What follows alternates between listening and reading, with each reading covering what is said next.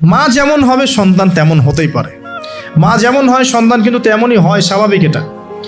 মা যদি সন্তানকে হৃদ্যতা ভালোবাসা দিয়ে বড় করে, সন্তান দেখবেন বড় হয়ে সবাইকে ভালোবাসে।